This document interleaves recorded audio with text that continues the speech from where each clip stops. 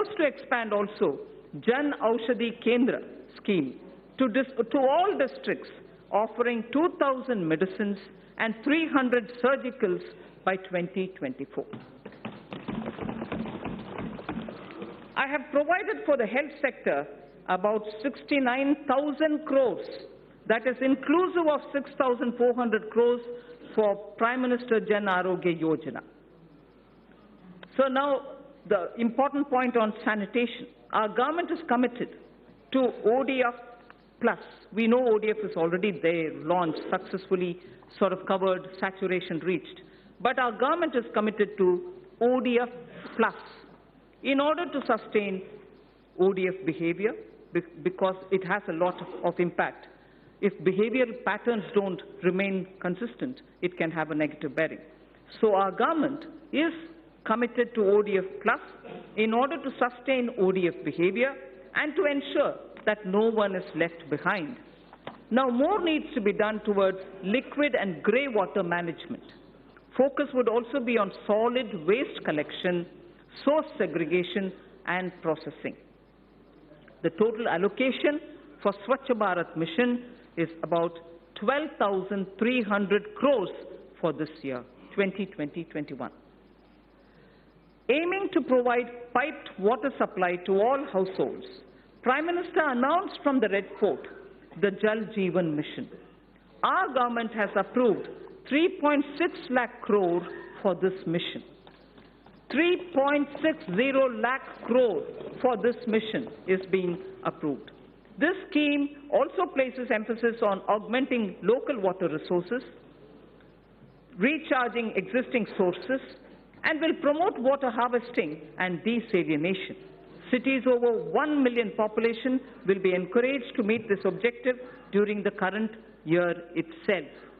During the year 2021, this scheme would be provided a budget exclusively of 11,500 crores. So I now move to the third under Aspirational India, education and skills. The third and the final item under Aspirational India is education and skills. By 2030, India is set to have the largest working age population in the world.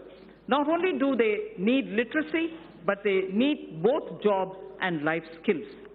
Dialogues have been held with state education ministries, members of parliament, and other stakeholders about education policy. Over 2 lakh suggestions were also received. The new education policy will be announced soon. It is felt that our education system needs greater inflow of finance to attract talented teachers, innovate and build better labs. Therefore, steps would be taken to enable sourcing external commercial borrowings and FDI so as to deliver higher quality education. Students in general stream, as opposed to those in services or technology stream, sciences and technology stream, need their employment opportunities improved. About 150 higher education institutions will start apprenticeship embedded degree diploma courses by March 2021. The government proposes to start a program whereby urban local bodies across the country would provide internship opportunities to fresh engineers for a period up to 1 year. So local bodies, as you know, do undertake a lot of public work programs, and their manpower is also limited. But yet, young engineers who are ready to serve for the purpose of learning how it is to work with the government are also going around seeking opportunities. So here we have created an opportunity by saying urban local bodies should now give opportunity for fresh engineers so that they can help them plan better and in turn also learn as an intern under the local bodies. So this is for a period of 1 year that we've opened up. In order to provide quality education to students of deprived section of the society as well as those who do not have access to higher education, it is proposed to start a degree-level, full-fledged online education program. This shall be offered only by institutions who are ranked within top 100 in the National Institutional Ranking Framework. Initially, only a few such institutions would be asked to offer such programs. Sir, India should also be a preferred destination for higher education.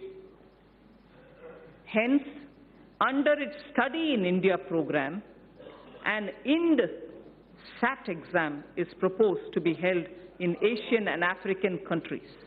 It shall be used for benchmarking foreign candidates who receive scholarships for studying in Indian higher education centers. A national police university and a national forensic science university are being proposed in the domain of policing science, forensic science, and cyber forensics. There is a shortage of medical doctors. There is a shortage of qualified medical doctors, both general practitioners as well as specialists. In order to meet this requirement, it is proposed to attach a medical college to an existing district hospital in PPP mode. Those states that fully allow facilities of the hospital to the medical college and wish to provide land at a concession would be able to receive viability gap funding from the center. Details of the scheme would be worked out soon, so we aim to have at the district level, with hospitals which are being extended for medical college training and also for producing more doctors, viability gap funding will also be extended. So the National Board of Examination imparts PG medical qualification, diploma and fellow of National Board, DNB and FNB. The government will therefore encourage large hospitals with sufficient capacity to offer resident doctors the DNB and FNB courses under the National Board of Examinations.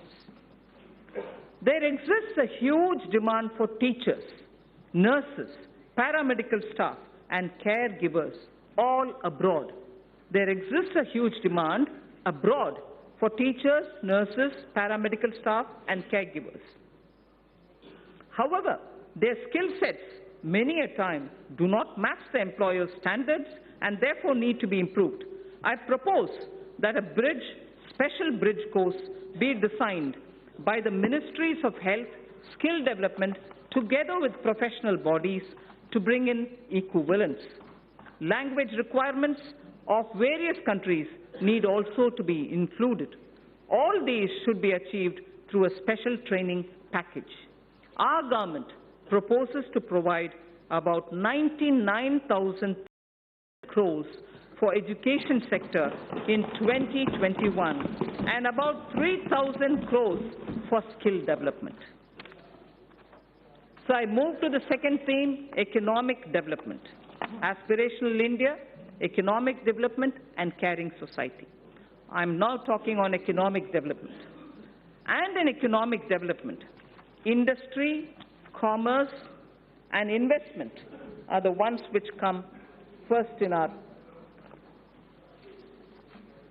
So the most important thing as an introduction I'd like to say here, the guilds of Saraswati Sindhu civilization and the Harappan seals are remarkable. Saraswati Sindhu civilization is about 4,000 before the Common Era. They belong, the seals in particular, belong to 3,300 BCE, before the Common Era. Words from the Indus script, which are all hieroglyphs, have been deciphered. Words from those hieroglyphs have been deciphered. Interesting words which we need to know when we're talking about commerce and industry. Commerce and trade-related words show how India for a millennia has been a continuing civilization with rich skills in metallurgy, rich skills in trading, and so on. Sreni is a word found in the Harappan seals, which means guild. Seti is a word found in the Harappan seals, which means wholesale merchant. Seti was a wholesale merchant in the Sindhu civilization, Saraswati Sindhu civilization. Poddar is an affair of metal into treasury. And also, India is a continuing maritime power in terms of commerce and industry. Sakara Kholmi is using word which shows blacksmithery and also iron and tinsmithery existed that time. So India's commerce, India's industry, India's trade in such materials which were all unique to India have existed and continues to exist over the millennia. So entrepreneurship has always been the strength of India. That's the point I wanted to explain. I'm sure many members already know it, and therefore they are a bit restless. Entrepreneurship has always been the strength of India. Even today, young men and women have given up greener pastures elsewhere to contribute to India's growth. They are risk-taking and come up with disruptive solutions to festering challenges. Equally, established old industries are resetting themselves in a changing global and domestic situation. We recognize the knowledge, skills, and risk-taking capacities and capabilities of our youth. He is no longer a job seeker. He is a creator of jobs. Now we wish to create more opportunities and remove roadblocks from this path. I propose to set up an investment clearance cell that will provide end-to-end facilitation and support, including pre-investment advisory, information related to land banks, and facilitate clearances at the center and also in the state level. It will work through a portal. There is a case for maximizing the benefits of three separately developing economic activities: the upcoming economic corridors, revitalization of manufacturing activities, and technology and the demands for aspirational classes. We have to benefit from their convergence. Hence, it is proposed to develop 5 new such smart cities in collaboration with states and in PPP mode. Such sites would be chosen that offer the best choices in terms of the aforementioned principles. India needs to manufacture networked products that will make it a part of global value chains. This in turn gets more investment and generates more employment for our youth. Electronics manufacturing industry is very competitive, and India has shown its cost advantages. The potential of this industry in job creation is immense. India needs to boost domestic manufacturing and attract large investments in the electronics value chain. Here I propose a scheme focused on encouraging manufacture of mobile phones, electronic equipment, and semiconductor packaging. The details will be announced sooner.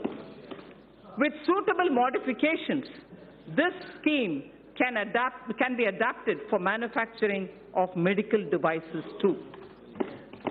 India, sir, imports significant quantity of technical textiles worth $16 billion every year.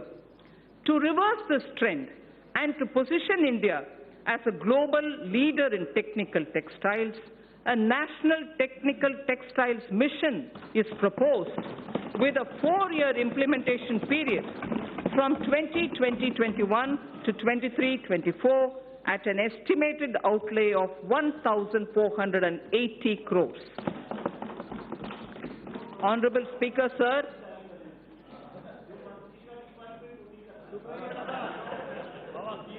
Honorable Speaker, sir, from the Red Fort, our Prime Minister spoke about quality and standards when he spoke of zero defect, zero effect manufacturing.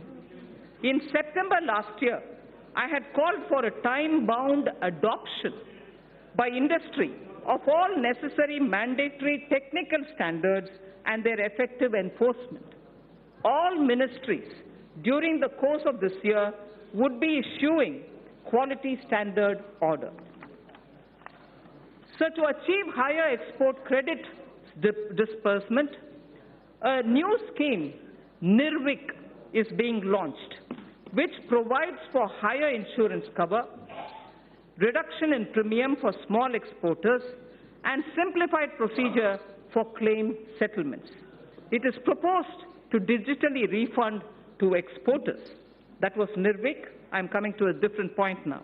It is proposed to digitally refund to exporters duties and taxes levied at the center, state, and local levels, such as electricity duties, VAT, the VAT, on fuel used for transportation, which are not getting exempted or refunded under any other existing mechanism. This scheme for reversion of duties and taxes on exported products will be launched from this year itself. Honourable Speaker, it is the vision of our Prime Minister that each district should develop as an export hub. Efforts of the centre and state governments are being synergized and institutional mechanisms are being created in order that every district becomes an export hub. Government e-marketplace, GEM, is moving ahead for creating a unified procurement system in the country for providing a single platform for procurement of goods, services, and works. It offers a great opportunity for medium and small and micro enterprises. 3.24 lakh vendors are already on this platform. It is proposed to take its turnover to 3 lakh crores. I propose to provide about 27,300 crores for development and promotion of industry and commerce for the year 2020-2021. So under economic development, the second point that I want to focus on is a very important point, and it is on infrastructure. Honourable Speaker, in his Independence Day speech of 2019, the Prime Minister has highlighted that 100 lakh crores would be invested on infrastructure for the next 5 years. As a follow-up measure, I had launched the National Infrastructure Pipeline on 31st December 2019 of 103 lakh crore worth projects. It consists of more than 6,500 projects across sectors and are classified as per their size and stage of development. These new projects will include housing, safe drinking water, access to clean and affordable energy, health care for all, world-class educational institutions, modern railway stations, airports, bus terminals, metro, railway transportation, logistics and warehousing, irrigation projects, etc. The National Infrastructure Pipeline envisions improving the ease of living for each and every individual citizen in the country. It will also bring in generic and sectoral reforms in development, operation and maintenance of these infrastructure projects. A huge employment opportunity exists for India's youth in construction, operation and maintenance of infrastructure. National Skill Development Agency will give special thrust to infrastructure-focused skills and their development opportunities. I propose to set up a project preparation facility for infrastructure projects. This program would actively involve young engineers, management graduates, and economists from our universities. It is also proposed to direct all infrastructure agencies of the government to involve youth power in startups. They will help in rolling out value-added services in quality public infrastructure for citizens. A national logistics policy will soon be released. Among other things, it will clarify the role of union government, state government, and also the key regulators. It will create a single window e-logistics market and focus on generation of employment, skills, and making MSMEs competitive. So also, accelerated development of highways will be undertaken. This will include development of 2,500-kilometer access control highways, 9,000 kilometers of economic corridors, 2,000 kilometers of coastal and land port roads, and 2,000 kilometers of strategic highways. The Delhi-Mumbai Expressway and 2 other packages would be completed by 2023. Chennai-Bengaluru Expressway would also be started. So the fast-track mechanism encourages us towards greater commercialization of our highways so that NHAI can raise more resources. I propose to monetize at least 12 lots of highway bundles of over 6,000 kilometers before 2024. In carrying out its duty, the Indian Railways performs a service to the nation. Within 100 days of assumption of this government, it has commissioned 550 Wi-Fi facilities in as many railway stations. It has eliminated unmanned level crossings and aims to achieve electrification of 27,000 kilometers of tracks. This will call, obviously, for optimization of costs. Railways have small operating surplus. About Indian Railways, there are 5 measures, among other things, that I wish to highlight. Setting up a large solar-powered capacity. Setting up a large solar power capacity alongside the rail tracks on the land owned by railways. A proposal is under consideration. 4 station redevelopment projects and operation of 150 passenger trains would be done through PPP mode. The process of inviting private participation is underway. More Tejas-type trains will connect iconic tourist destinations. High-speed train between Mumbai and Ahmedabad would be actively pursued. 148-kilometer Bengaluru suburban transport project at a cost of 18,600 crores would have fares on metro model. Central government would provide 20% of the equity, and it will also facilitate external assistance up to 60% of the project cost. Sir, our seaports need to be more efficient. Technology has to be used to improve performance. A governance framework keeping with global benchmarks needs to be put in place. This government would consider corporatizing at least one major port and subsequently its listing on the stock exchanges. Inland waterways received a boost. Inland waterways received a boost in the last 5 years. The Jal Vikas Marg on National Waterway 1 will be completed. Further, the 890-kilometer Dhubri-Sadiyar connectivity in Assam will be done by 2022. Honorable Speaker, sir, developing waterways has its impact on the ecosystem on both the banks of the river. Our Prime Minister has conceptualized Arth Ganga. Plans are afoot to energize economic activity along the river banks.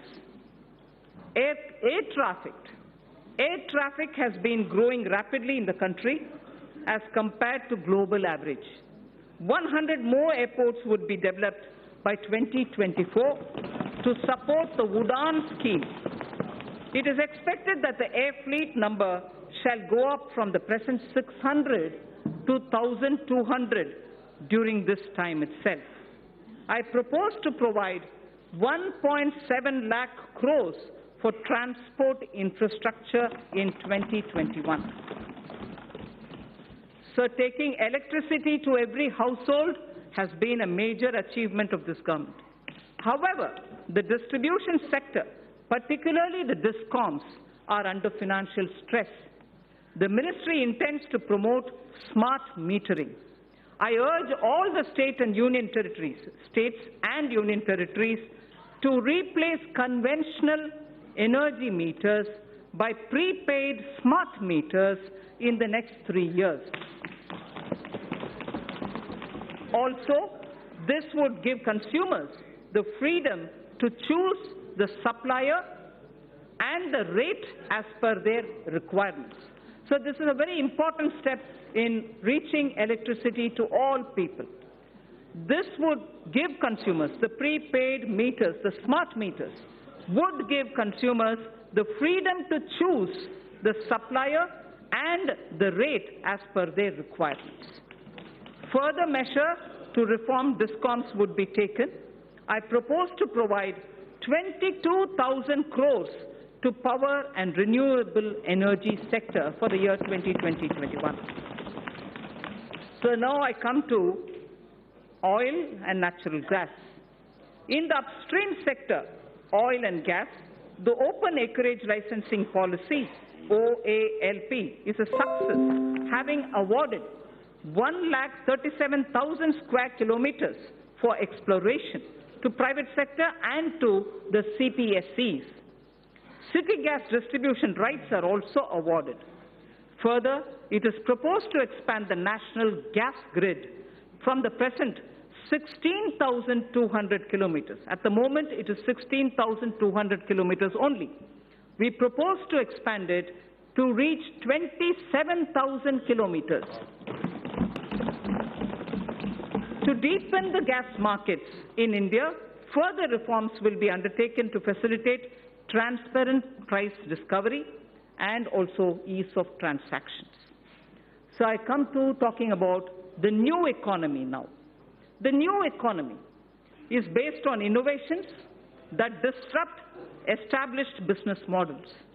Artificial intelligence, Internet of Things, 3D printing, drones, DNA, data storage, quantum computing, etc. are all rewriting the world economic order. India has already embraced a new paradigm, such as the sharing economy with aggregator platforms, displacing conventional businesses. Government has harnessed new technologies to enable direct benefit transfers and financial inclusion on a scale like never before. It's now a cliche, data is the new oil. And it is true that analytics, fintech, and Internet of Things are changing the way we deal with our lives. To take advantage of this, I propose to bring out soon a policy to enable private sector to build data center parks throughout the country. Building data center parks throughout the country. It will enable our firms to skillfully incorporate data in every step of their value chains. Our vision is that all public institutions at the Gram Panchayat level, such as Anganwadis, health and wellness centers, government schools, PDS outlets, post offices, and police stations will all be provided with digital connectivity.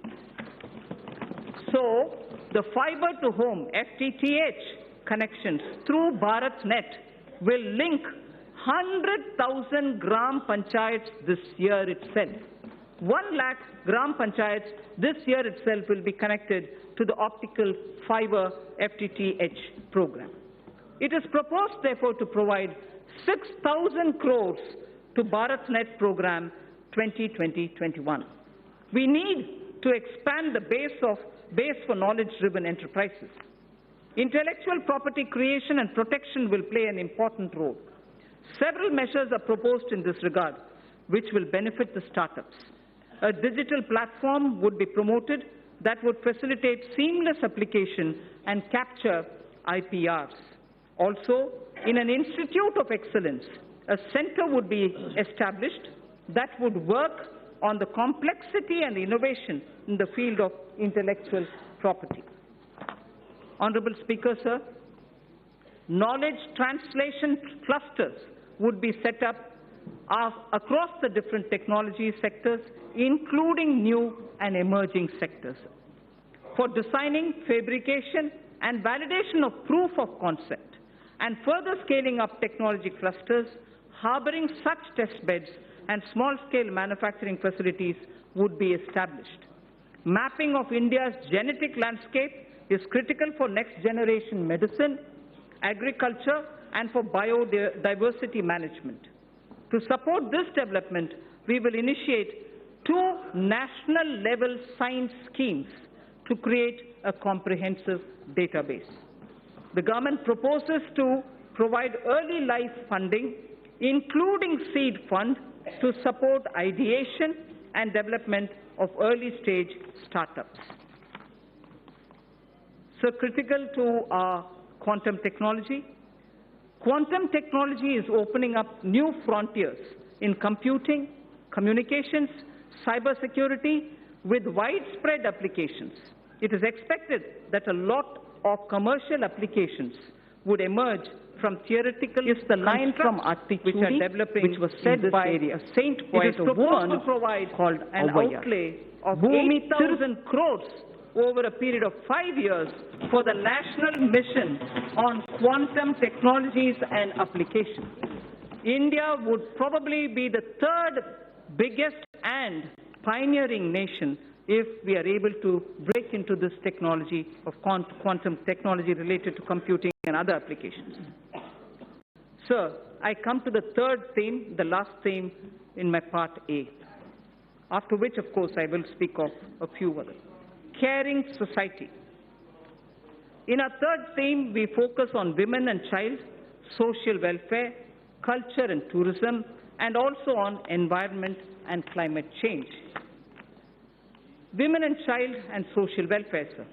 I am pleased to inform the House that Beti Bachao, Beti Padhao has yielded tremendous results. Gross enrollment. Sir, if you hear the data, I think it's important not to politicize issues related to women.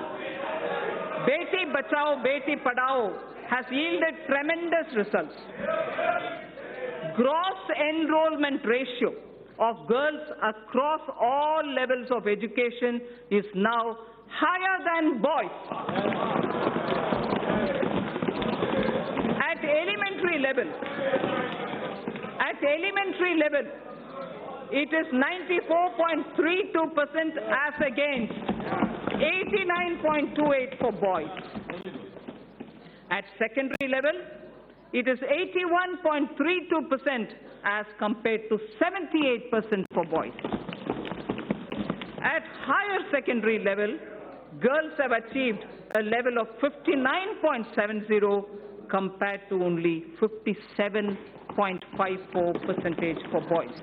So girls are actually, under Beti Padhao, benefiting from the scheme. Health of mother.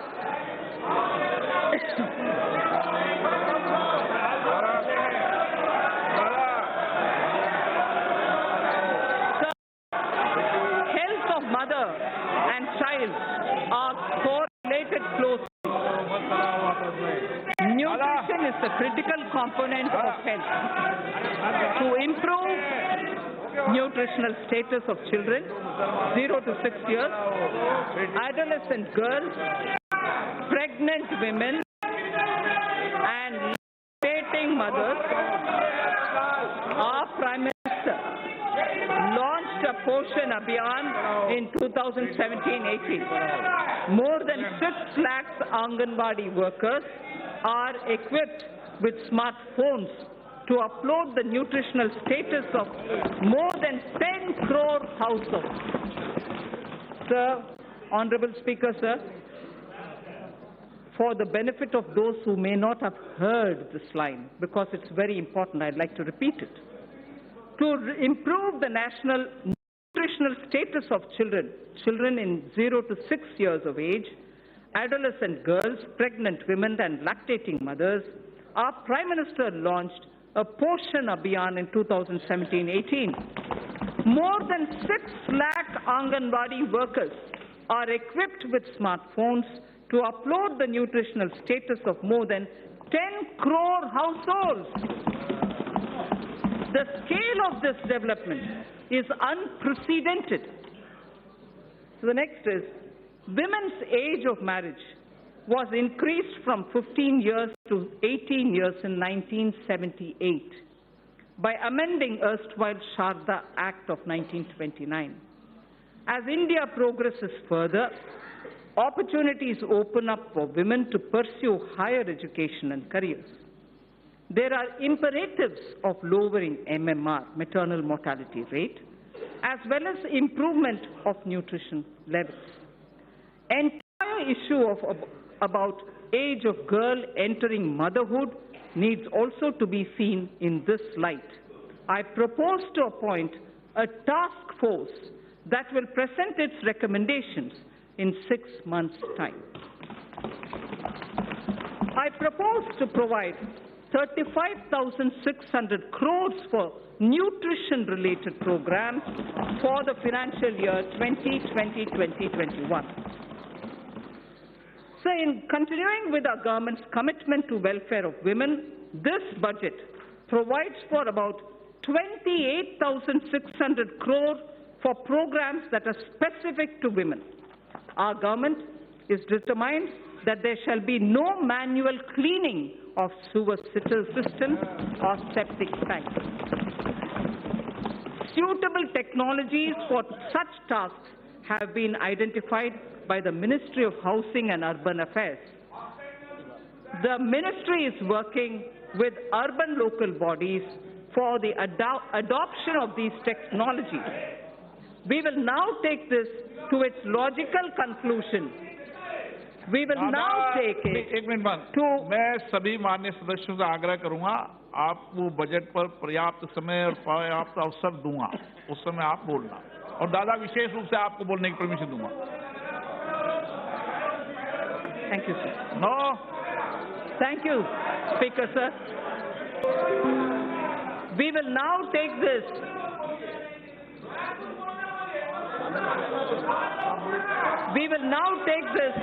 to its logical conclusion through legislative and institutional changes.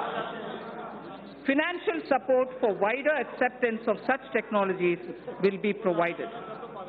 In furthering this government's commitment towards the welfare of scheduled castes and other backward classes, I propose a budget provision of about 85,000 crores for 2020-21 for scheduled castes and other backward classes. I repeat, I propose a budget provision of about 85,000 crores for 2020-21. In furthering the development and welfare of scheduled tribes, sir, I provide in the budget for the year 2020-21 an amount of 53,700 crores. For scheduled tribes, I repeat, we provide 53,700 crores. This government is mindful of the concerns of senior citizens and Divyang. Accordingly, an enhanced allocation of about 9,500 crores is being provided for 2020-21. So now I move to the second of the third topic theme that I have, which is culture and tourism. Our government proposes to establish an Indian Institute of Heritage and Conservation under Ministry of Culture. It shall have the status of a deemed university to start with. Acquisition of knowledge in disciplines such as museology and archaeology are essential for collecting and analyzing scientific evidence of such findings and for dissemination through high-quality museums. Currently, lack of trained manpower is a handicap for both these disciplines, and therefore it also has a negative impact on tourism. 5 archaeological sites would be developed as iconic sites with on-site museums. They are Rakhi Ghadi, Haryana; Hastinapur, Uttar Pradesh; Shiv Sagar in Assam; Dholavira, Gujarat; Adichanallur, Tamil Nadu. I repeat, 5 archaeological sites would be developed as iconic sites with on-site museums. They are Rakhi Ghadi, Haryana; Hastinapur, Uttar Pradesh; Shiv Sagar, Assam; Dholavira, Gujarat; and Adichanallur in Tamil Nadu. Our Prime Minister in January 2020 announced recuration of the Indian Museum in Kolkata, which is the oldest in the country. In the historic Old Mint Building, Kolkata, a museum on numismatics and trade will also be located. 4 more museums from across the country shall be taken up for renovation and recuration so that a world-class experience can be offered to our visitors. Our government shall also support setting up of a tribal museum in Ranchi, Jharkhand. So I spoke about the Sindhu-Saraswati civilization.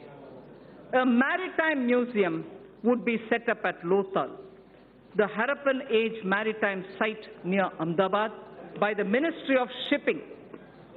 I propose to provide the Harappan Age maritime site 150 crore for Ministry of Culture for the year 2021. Sir, India has moved up from the rank. Sir, India has moved up from the rank 14 to 35 in 2019 in the Travel and Tourism Competitive Index, the World Economic Forum's index. Foreign exchange earnings grew 7.4% to 1.88 lakh crores for the period January to November 2019 from 1.75 lakh crores. From 1.75 lakh crores, it has gone up to 1.88 lakh crores. Growth of tourism directly relates to growth and employment. States have a critical role to play. I expect the state governments to develop a roadmap for certain identified destinations and formulate financial plans during 2021 against which specified grants will be made available to the states from the center in the year 2020-21. For purpose of tourism promotion, sir, I propose to allocate 2,500 crores for 2020-2021. So I now move to the third under this theme, environment and climate change. In September 2019, the Prime Minister has launched the Coalition for Disaster Resilient Infrastructure with its secretariat in Delhi. This global partnership is the second such initiative, international initiative, after the launch of, as members would recall, after the launch of International Solar Alliance. That was in 2015. This global partnership will help in addressing a number of sustainable development goals, as also the aims of Sendai framework. It will enhance climate change adaptation with a focus on disaster-resilient infrastructure. India submitted its nationally determined contribution under the Paris Agreement in 2015 on a best effort basis, keeping in mind the development imperative of our country.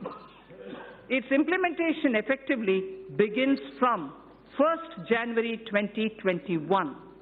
Our commitments as action will be executed in various sectors. Honorable Speaker, sir, I interrupt here only to say this is a very important point because a lot of our commitments which have been given in the Paris Climate Change Conference on best effort basis will start kicking in from 1st January 2021. Our commitments as action will be executed in various sectors by the departments and ministries concerned through a normal budget process. They will do it through the normal budgeting process. There are, however, yet thermal power plants that are old and their carbon emission levels are very high. For such power plants, we propose that utilities running them would be advised to close them if their emission is above the preset norms. The land so vacated can be put to alternative uses. In large cities having population above 1 million, clean air is a matter of concern. I'm sure a lot of our members will be keen to know about what steps are being taken for cities and clean air. The government proposes, Honorable Speaker, to encourage such states that are formulating and implementing plans for ensuring cleaner air in cities above 1 million. Parameters for the incentives would be notified by the Ministry of Environment, Forests and Climate Change.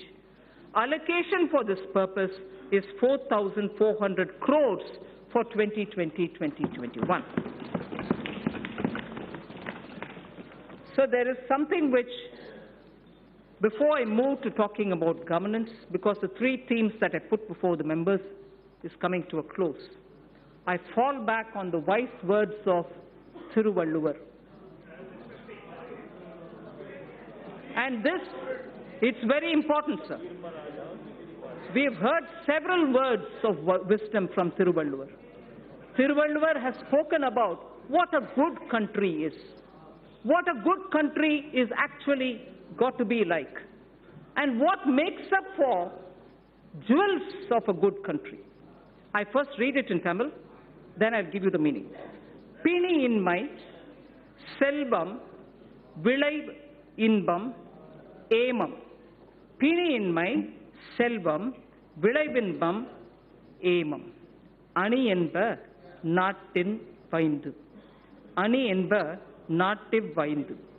There are 5, what Thiruvalluvar says, which are jewels for a good country. The first is pini inmai, meaning the country will have to be without epidemics or illnesses, major illnesses. The second, he says, it should be wealthy. It should have wealth. It should have wealth. Vilai. It should also have velachal. In the sense, from the fields, it should have good crop. It should have inbam. It should have happiness. It also should have emam, which is security and safety of the country. Sir, the 5 jewels. 5 jewels. Pini inmai, selvam, vilai inbam, emam, and inbam. Prime Minister Modi, Ayushman Bharat for health for all is penny in mind. Selvam, wealth creators will be respected in this country. Wealth creators will be respected in this country. Selvam,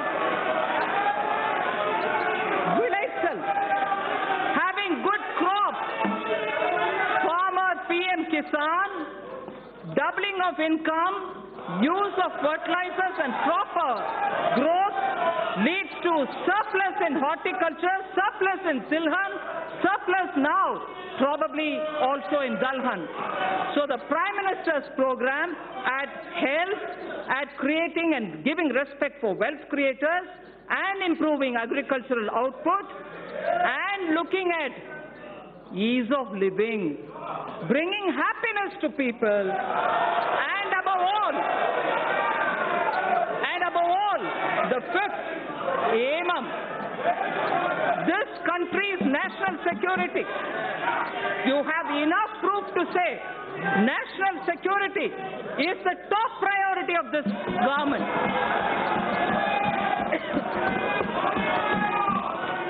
So,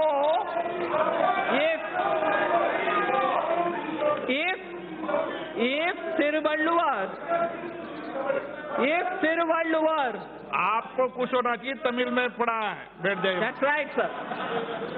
If Thiruvalluvar identified the 5 jewels for a good country, those 5 jewels are the ones which Prime Minister Modi is now addressing through his program. For health, Ayushman, for wealth creators, a respectable and honorable climate, good crops, happiness through ease of living, and national security. So, now with all that said, the bouquet of flowers which I would like to give every citizen with trust and faith, had flowers and aspirational India, had aspirational India, a set of flowers under aspirational India, had set of flowers under environment and economy and also commerce and industry. A third set of flowers was under the caring India, caring society that we want to have. Now this bouquet of flowers is held by two hands, governance and other financial institutions. I speak about governance, sir, which is very important. Good governance is what is going to be giving faith to the people. Honorable Speaker, sir, all the while I have explained the color and composition of the bouquet of flowers, schemes and programs. They were grouped under Aspirational India, Economic Development and Caring India. Now I speak about the two hands that will hold them. One such a hand is governance, which is clean, corruption-free, policy-driven, and good in its intent. And most importantly, trusting in faith, trusting every citizen, the aspirational youth, the hard-working women.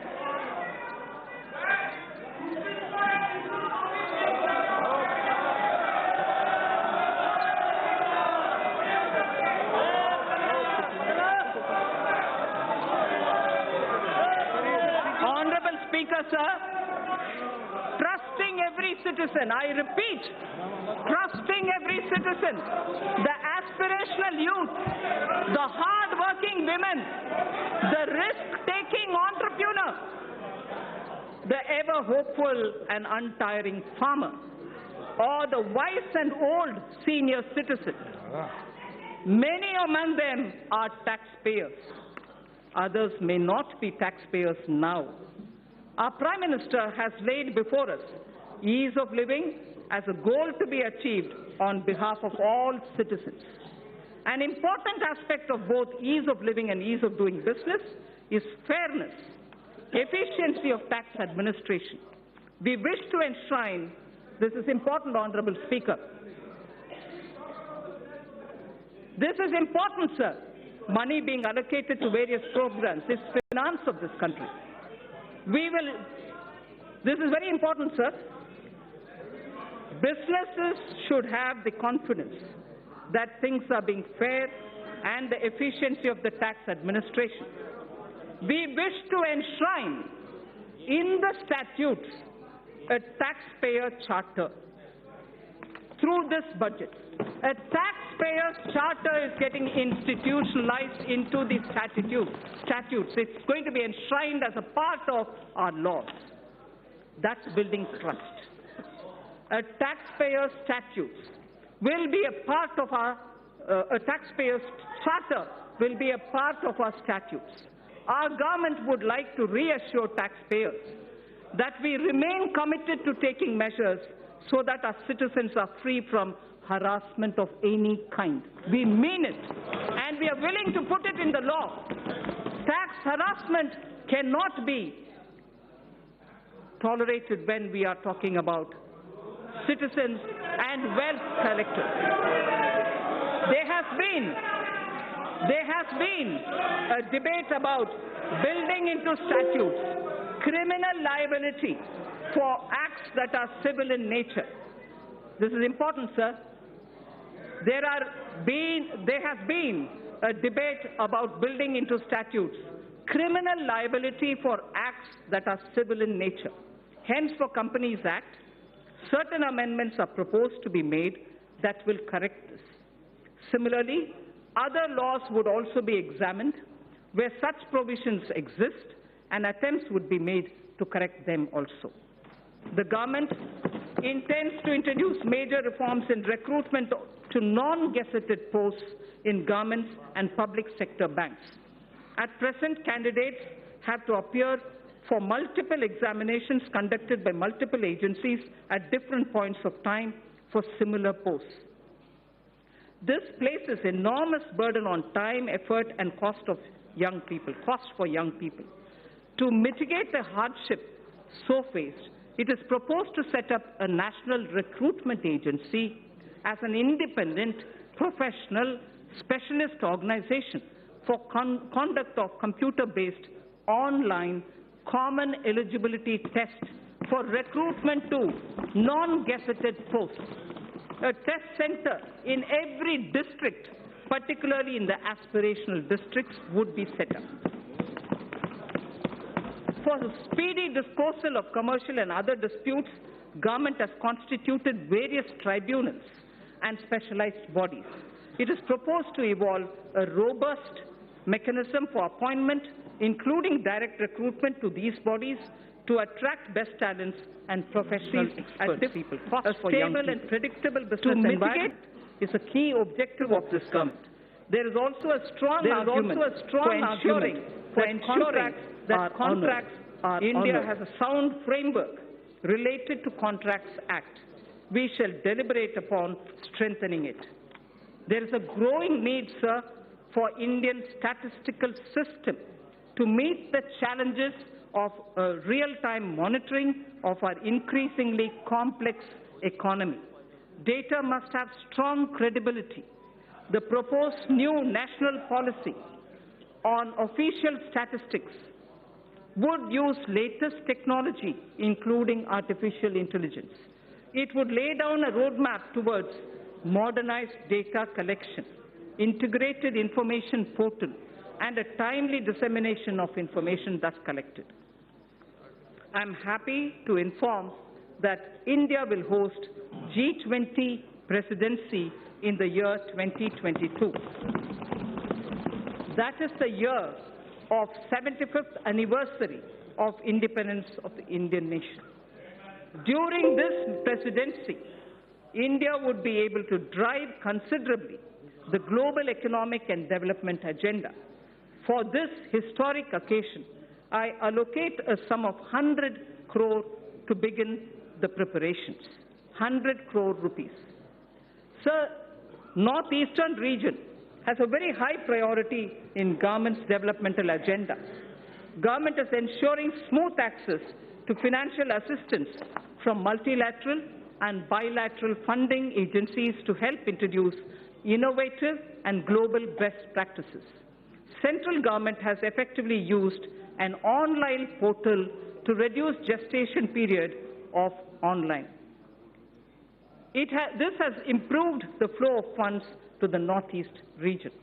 The government is fully committed to supporting the all-round development of the newly formed Union Territories of Jammu and Kashmir and the Union Territory of Ladakh. Accordingly, an amount of 30,757 crore has been provided for the financial year 2020-21. An amount of 5,958 crore has been provided for the Union Territory of Ladakh.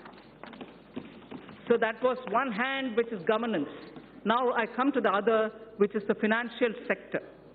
If governance was described as one of the pair of the hands holding the bouquet consisting of aspirational India, economic development, and caring India, the other is the financial sector. A clean, reliable, robust financial sector is critical to the economy. A clean, reliable, and robust financial sector is critical to the economy. In our efforts to achieve the US $5 trillion economy, the financial architecture should evolve. The financial architecture should keep evolving and move from strength to strength. We had earlier approved consolidation of 10 banks into 4.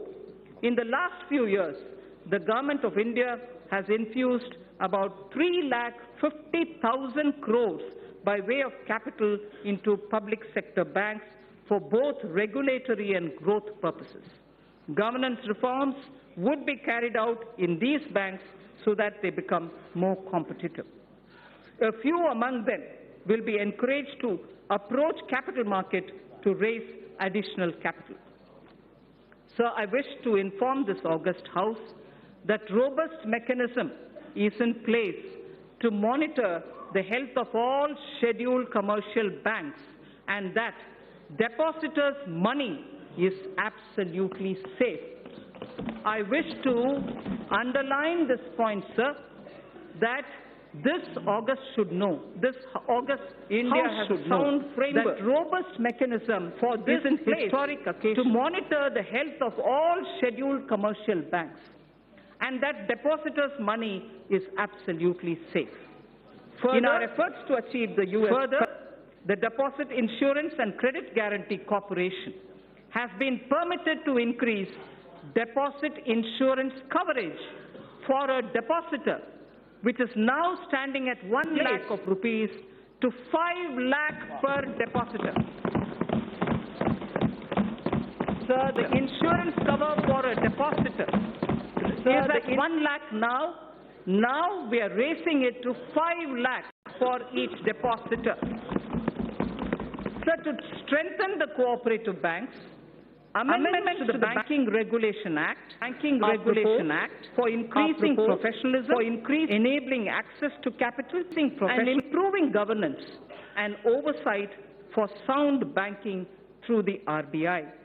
The limit for NBFCs to be eligible for debt recovery under the Securitization and Reconstruction of Financial Assets and Enforcement of Security Interests under the SARFAESI Act 2002 is proposed to be reduced from 500 crores to asset size 100 crores only, or loan size from existing 1 crore to 50 lakhs. Therefore, we feel many of the small NBFCs which can come for debt recovery would be far easily done for smaller companies. In the last few years, the government has taken concrete steps to bring our banking system to be robust. However, there is a need for greater private capital. Accordingly, it is proposed to sell the balance holding of Government of India's IDBI Bank to private, retail and institutional investors through the stock exchange. There is a need, sir, to take further steps to bring in transparency and greater professionalism in public sector banks. The government will take appropriate measures towards this end. Sir, to help easy mobility while in jobs, we wish to infuse into the universal pension coverage with auto-enrollment. Also, we wish to place such mechanisms which can enable interoperability and provide safeguards for the accumulated corpus. Regulating role of PFRDAI, which is the pension regulatory body, requires strengthening. Necessary amendments would be carried out in Pension Fund Regulatory Development Authority of India Act that will also facilitate separation of NPS trust for government employees from the PFRDAI. This would also enable establishment of a pension trust by the employees other than from the government. I am confident that this will motivate citizens to plan for their old age. So this section, which I will now speak, will relate to the MSMEs. MSMEs are vital to keep the wheels of our economy moving. They also create jobs, innovate, and also risk takers, and they are risk takers. Several measures for the MSMEs have been taken in the past few years. There are more steps proposed in this budget also. I propose to make necessary amendments to the Factor Regulation Act 2011. This will enable NBFCs to extend invoice financing to the MSMEs through TREDS, thereby enhancing the economic and financial sustainability. Working capital credit remains a major issue for the MSMEs. It is proposed to introduce a scheme to provide subordinate debt for entrepreneurs of MSMEs. This subordinate debt to be provided by banks would count as quasi-equity and would be fully guaranteed through the Credit Guarantee Trust for medium and small entrepreneurs. The corpus of the CGT MSE would accordingly be augmented for by the government. More than 5 lakh MSMEs have benefited from restructuring of debt permitted by RBI in the last year. The restructuring window was to end on 31st March 2020. Government has asked RBI to consider extending this window till 31st March 2021, one more year, so that whoever wants, they can go and approach. An app-based invoice financing loans product will be launched. This will obviate the problem of delayed payments and consequential cash flow mismatches for the MSME. Many mid-sized companies are successful domestically, but not in export markets. For selected sectors such as pharmaceuticals, auto components and others, we propose to extend hand-holding support for technology upgradations, R&D, business strategy planning, and so on. A scheme of 1,000 crore rupees will be anchored in the Exim Bank together with the SIDBI. Both these institutions would contribute 50 crores each. This 100 crore would be achieved towards equity and technical assistance. Debt funding of 900 crores from banks would be made available. Sir, financial markets. I would like to give a few of the major steps and initiatives being taken by the government for the financial markets. Last year in my budget speech, sir, I had mentioned about deepening the bond markets. To achieve the aspirational growth rate, we would require flow of capital in our financial system. A lot of work has been done on this in consultation with the RBI. Honorable Speaker, sir, I am pleased to inform this House of the developments. Certain specified categories of government securities would be opened fully for non-resident investors, apart from being available to domestic investors also. The limit for FPI in corporate bonds, currently at 9% of outstanding stocks, will be increased to 15% of the outstanding stock of corporate bonds. To improve investors' confidence and to expand the scope of credit default swaps, we propose to formulate a legislation to be placed soon before this House for laying down a mechanism for netting of financial contracts. The debt-based exchange-traded fund, the ETF, recently floated by the government was a big success. Government proposes to expand this by floating a new debt ETF consisting primarily of government securities. This will give retail investors access to government securities as much as giving an attractive investment for pension funds and long-term investors. So to address the liquidity constraints of the NBFCs and the HFCs, this was very much talked about between July and December last year, sir, 2019. Liquidity constraints was very frequently mentioned to us. So to address liquidity constraints of the NBFCs and the housing finance corporations, post the Union Budget 2019-20, the government formulated a partial credit guarantee scheme for the NBFCs. To further the support of providing liquidity, a mechanism would be devised. Government will offer support by guaranteeing securities that are so floated. Infrastructure financing.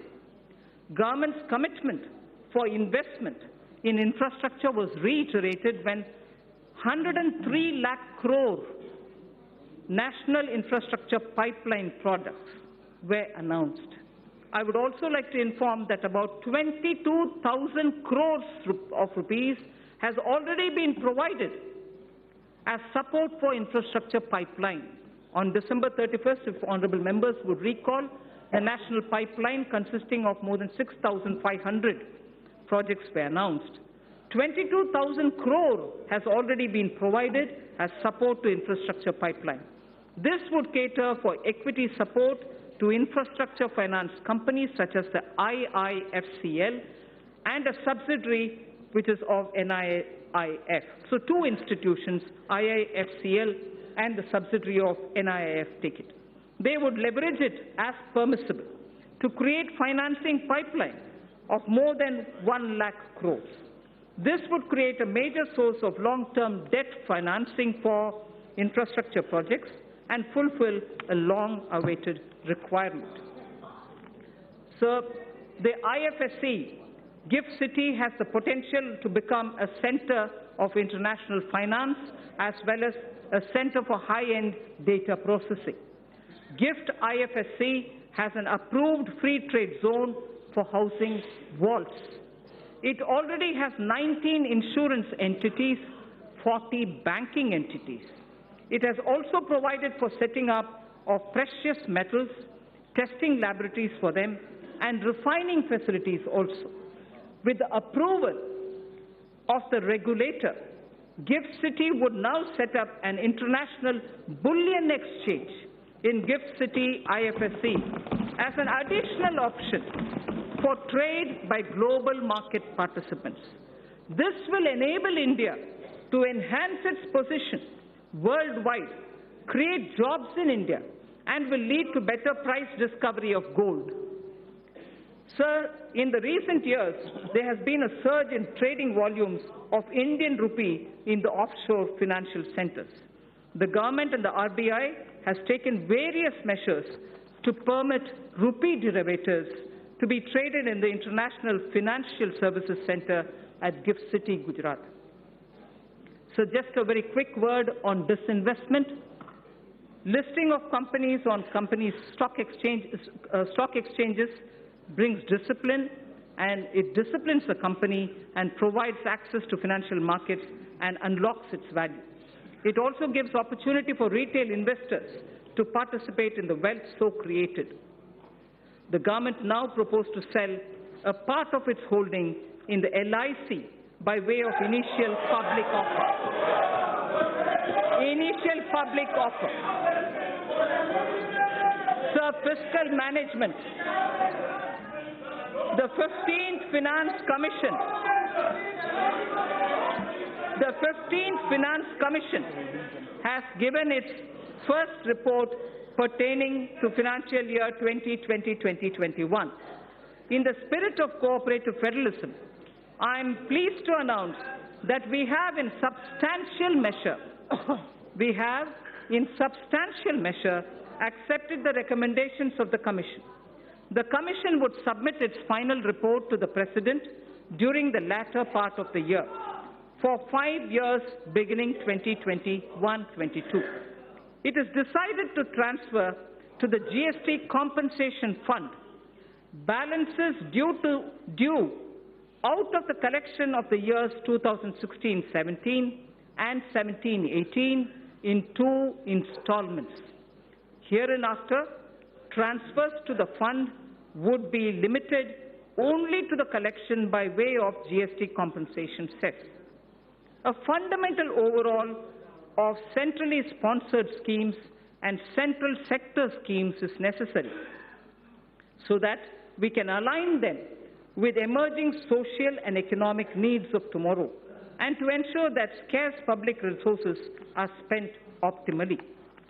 Recently, there has been a debate over transparency and credibility of the projected fiscal numbers. Let me assure the House that the procedure adopted is compliant with the FRBM Act. This is also consistent with the practices hitherto followed.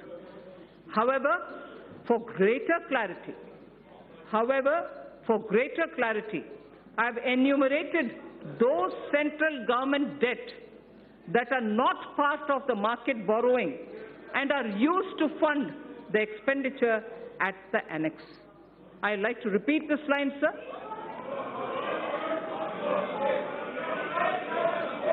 I'd like to repeat this line, sir. For greater clarity, I have enumerated those central government debts that are not part of market borrowing and are used to fund the expenditure at the annex. Servicing of interest and repayment of these debts, servicing of interest and repayment of these debts, as hitherto done, are done out of Consolidated Fund of India. So now I come to some numbers. Revised estimates of expenditure for the financial year 2019-20 are at a level of 26.99 lakh crores, and the receipts are estimated at 19.32 lakh crores. We have estimated nominal growth of GDP for the year 2020-21 on the basis of trends available at 10%. Accordingly,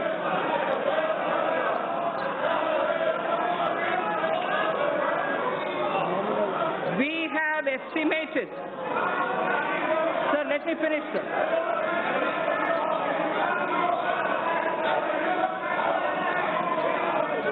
So we have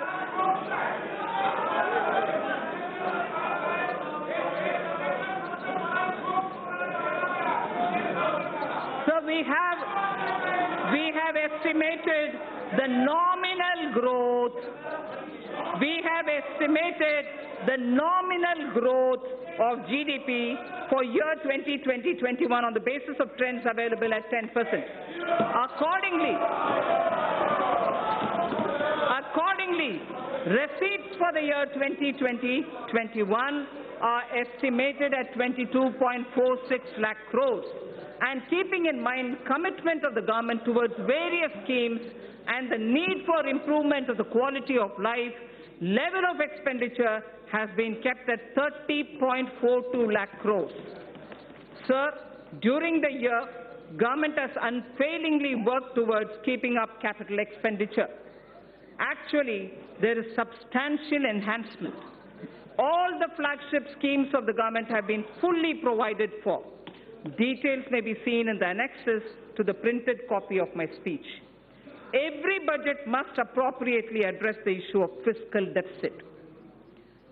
Every budget must appropriately address the issue of fiscal deficit. Recently, government has undertaken very significant tax reforms for boosting investment. However, expected tax buoyancy will take time. We estimate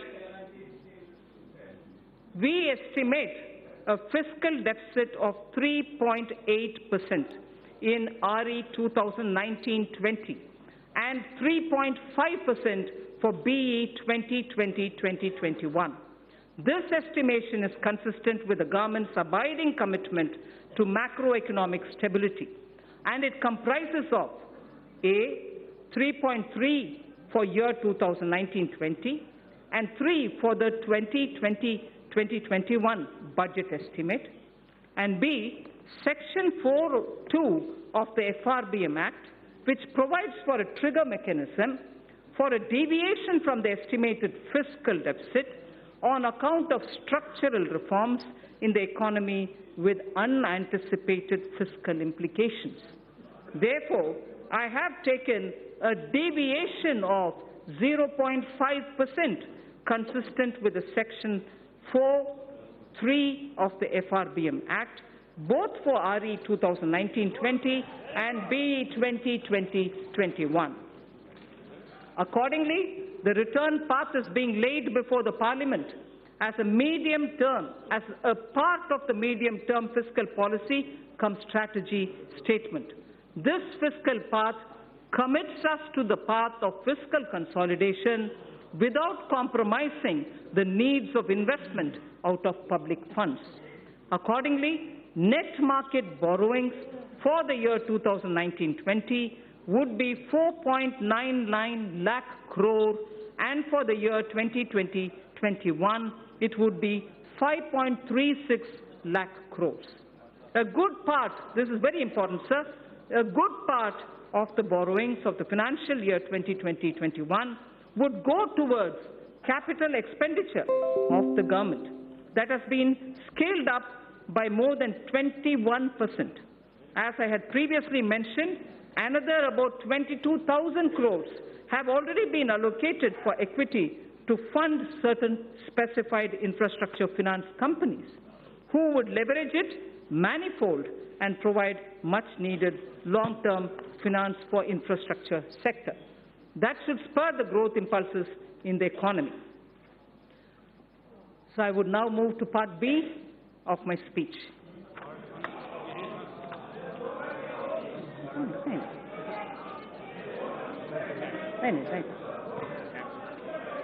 Direct tax.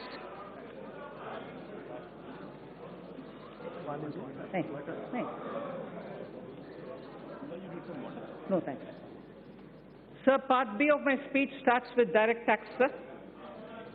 Honourable Speaker, sir, our government has spearheaded radical fiscal measures to ensure that Indian economy continues to tread the path of high growth.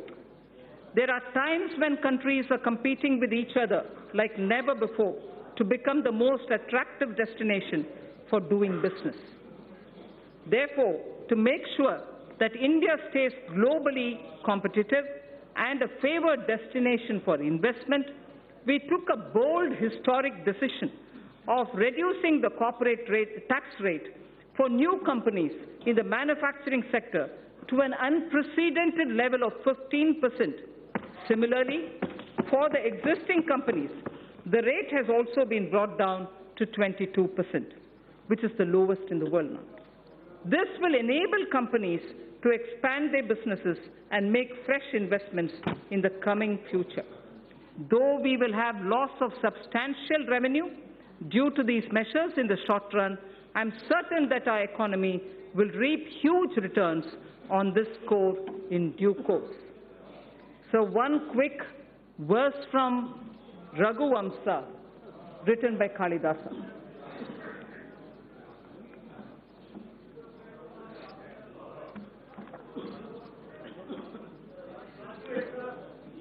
Prajanam eva bhutyartham satab